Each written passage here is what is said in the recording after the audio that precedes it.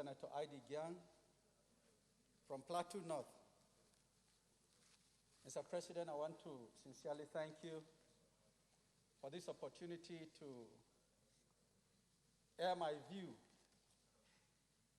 on the 2021-2023 medium-term expenditure framework. And Mr. President, I want to limit my comment to the area of debt sourcing and debt servicing.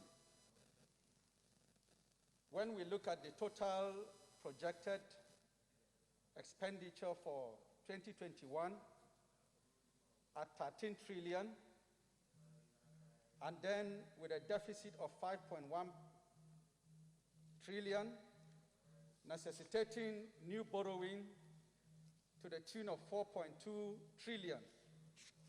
And Mr. President, the initial attraction for the borrowing and debt sourcing was that we would invest in projects that we are going to be self-financing and help the nation in repaying the debt that we so incur.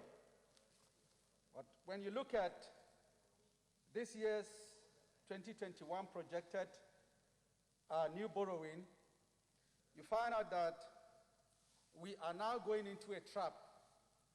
And what is that trap?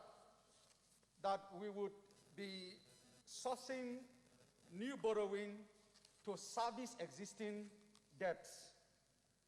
And the initial attraction is therefore lost. This is very, very disturbing, Mr. President, and something that we need to take into consideration, particularly the issue of fiscal deficit. And the fiscal deficit that we have ahead of us is about 5.1 trillion. And the way to address it has to do with the issue of the cost of governance.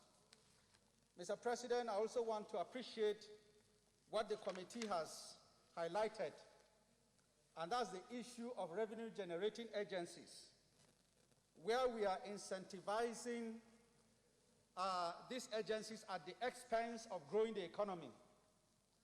And that is very, very critical, particularly item number 15 and 18, where it is established that we are simply funding failure and promoting waste in agencies that the cost of collection is already very high.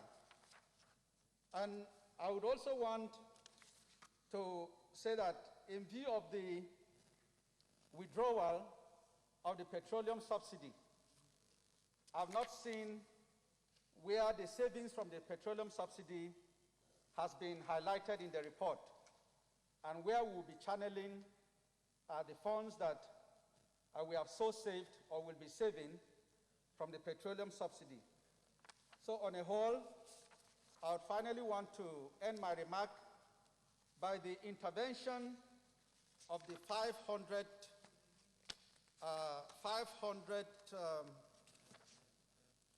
billion for need to really ensure that the implementation is translated into real terms, to avoid a situation where the ICPC has just confirmed to us that some of the funds, those that were channeled for feeding of school children, have found themselves into private accounts.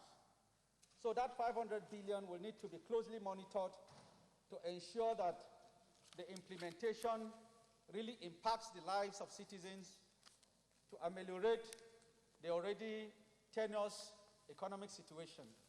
Thank you, Mr. President and distinguished colleagues.